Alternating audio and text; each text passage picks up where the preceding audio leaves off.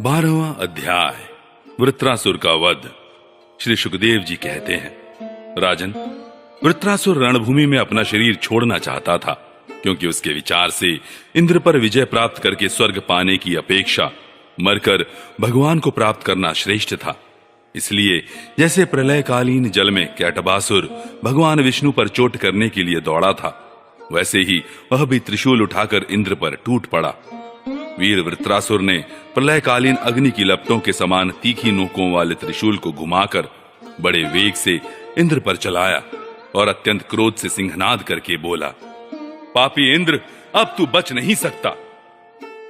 इंद्र ने यह देखकर कि वह भयंकर त्रिशूल ग्रह और उल्का के समान चक्कर काटता हुआ आकाश में आ रहा है, किसी प्रकार की अधीरता नहीं प्रकट की और उस त्रिशूल के साथ ही वासुकी नाग के समान वृत्रासुर की विशाल भुजा अपने 100 गांठों वाले वज्र से काट डाली।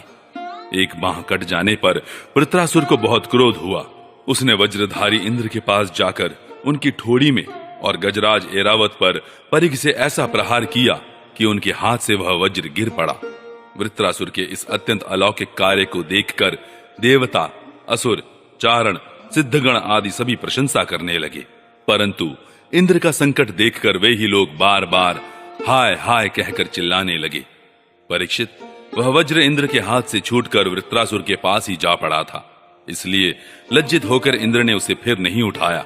तब वृत्रासुर ने कहा, इंद्र, तुम वज्र उठाकर अपने शत्रु को मार डालो, यह विषाद करने का समय नहीं है। सर्वज्ञ, सनातन, आदि पुरुष भगवान ही जगत की उत्पत्ति, स्थिति और प्रलय करने में समर्थ है। उनके अतिरिक्त देहाभिमानी और युद्ध के लिए उत्सुक आतताइयों को सर्वदा जय ही नहीं मिलती। वे कभी जीतते हैं तो कभी हारते हैं। ये सब लोक और लोकपाल जाल में फंसे हुए पक्षियों की भांति जिसकी अधीनता में विवश होकर चेष्टा करते हैं, वह काल ही सबकी जय पराजय का कारण है। वही काल मनुष्य के मनोबल, इंद्रिय बल, शरीर बल, प्राण, जीवन और मृत्यु के रूप में स्थित है। मनुष्य उसे न जानकर जड़ शरीर को ही जय पराजय आदि का कारण समझता है। इंद्र, जैसे काठ की पुतली और यंत्र का हरण नचाने वाले के हाथ में होते हैं, वैसे ही तुम समस्त प्राणियों को भगवान के अधीन समझो।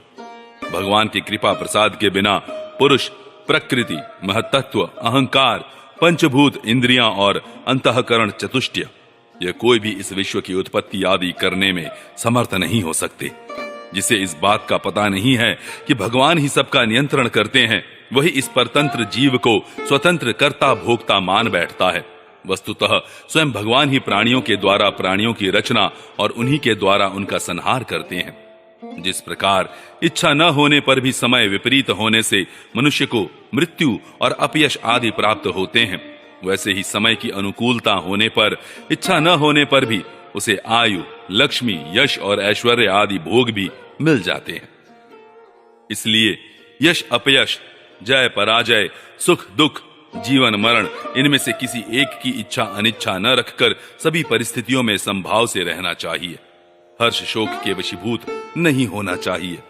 सत्व, रज और तम, ये तीनों गुण प्रकृति के हैं, आत्मा के नहीं। अतः जो पुरुष आत्मा को उनका साक्षी मात्र जानता है, वह उनके गुण दोष से लिप्त नहीं होता। देवराज इंद्र, मुझे भी तो देखो, तुमने मेरा हाथ और शस्त्र काटकर एक प्रकार से मुझे परास्त कर दिया है, फिर भी मैं तुम्हारे प्राण लेने के लिए यथाशक्ति प्रयत्न कर ही रहा हूं। यह युद्ध क्या है? एक जुए का खेल।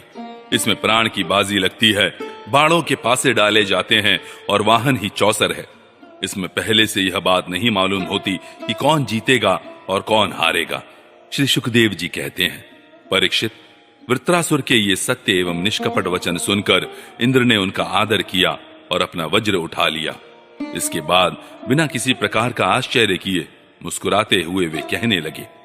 देवराज इंद्र ने कहा, अहो दानवराज, सचमुच तुम सिद्ध पुरुष हो, तभी तो तुम्हारा धैर्य, निश्चय और भगवत भाव इतना विलक्षण है। तुमने समस्त प्राणियों के सुहृद आत्मस्वरूप जगदीश्वर की अनन्य भाव से भक्ति की है। अवश्य ही तुम लोगों को मोहित करने वाली भगवान की माया को पार कर गए हो, तभी तो तुम असुरोचित भाव छोड़कर महापुरुष हो गए हो। अवश्य ही ये बड़े आश्चर्य की बात है कि तुम रजोगुणी प्रकृति के हो, तो भी विशुद्ध सत्व स्वरूप भगवान वासुदेव में तुम्हारी बुद्धि दृढ़ता से लगी हुई है। जो परम कल्याण के स्वामी भगवान श्री हरि के चरणों में प्रेममय भक्ति भाव रखता है, उसे जगत के भोगों की क्या आवश्यकता है।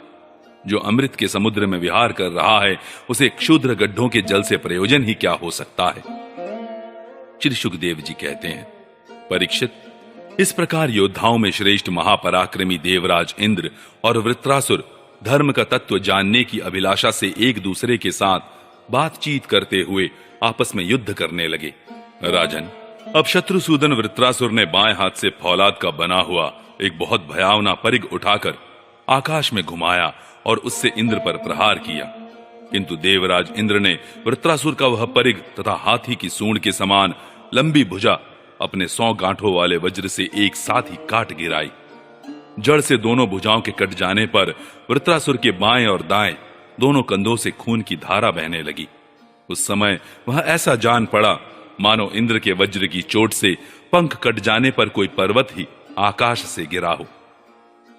अब पैरों से चलने फिरने वाले पर्वतराज के समान अत्यंत दीर्घकाय वृत्रासुर ने अपनी ठोड़ी को धरती से और ऊपर के होठ को स्वर्ग से लगाया तथा आकाश के समान गहरे मुंह, सांप के समान भयावनी जीव एवं मृत्यु के समान कराल दाढ़ों से मानो त्रिलोकी को निगलता, अपने पैरों की चोट से पृथ्वी को रौंदता और प्रबल वेग से पर्वतों को उलटता पलटता वह इंद्र के पास आया और उन्हें उनके वाहन ऐरावत हाथी के सहित इस प्रकार लील गया जैसे कोई परम पराक्रमी और अत्यंत बलवान अजगर हाथी को निगल जाए।